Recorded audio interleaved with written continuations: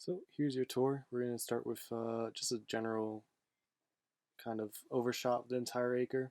I'm going to try to go from corner to corner as best as I can. Kind of show you where the borders are, but not too accurate. We're really not going to use a lot of this land. We're kind of just preserving it so way you have these nice views. But maybe in the future we'll expand. We do have a section that we have in mind we want to use, but once we get to it, I'll kind of explain better. So yeah, this is the back right corner here. That section right there on the left is what we want to use, is where like just the least brush. Kind of don't want to invade and destroy as much as possible. But this is kind of like where the border is. That's actually a sign for the sale right there. This is a driveway we've been doing right there. Yeah, I'm just trying to give you a shot overhead of this.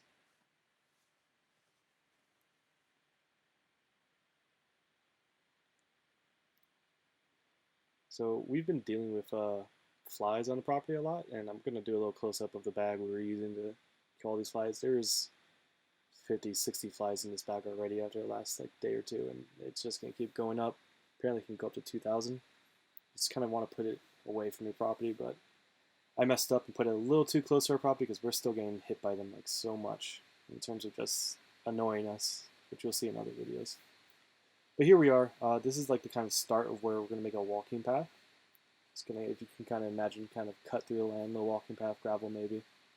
And then this area right here was one of the potential areas to put the tent, but I think we're decided we're going to make this kind of like a common space area for campfire, maybe a hammock, little things that you can have for outdoors, just kind of enjoy yourself in the scenery, some seating and stuff like that. Yeah, I'm just trying to give you a little 360 view of it.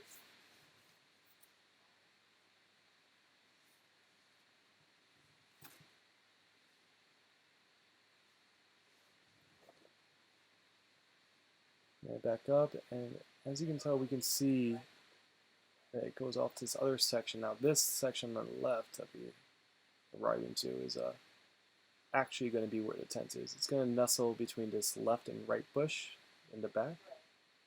Kind of where you see these little two green bushes. We might have to take those out, but we're going to put the tent right there. And right here is going to be maybe where we have like the shower, or not a shower, but a composting toilet. So we can access it both from the campfire section and the actual tent section. And it'd be behind everything, so you don't have to deal with looking at it. And then we're going to go ahead and take another look at it overall, what it looks like. This is the bush in between that kind of divides the two spaces. Where you see all those tracks actually to going to the left. That's a cow trail that they pass through here in the land. We haven't seen one come onto our property yet. It's another look over the property. You can kind of see how like the dead patch of land right there. That's kind of what dictates the borders of where we're going to build on. Here I'm going to give you another close-up of the driveway work here that we've done and what we've had to deal with. This is a trench.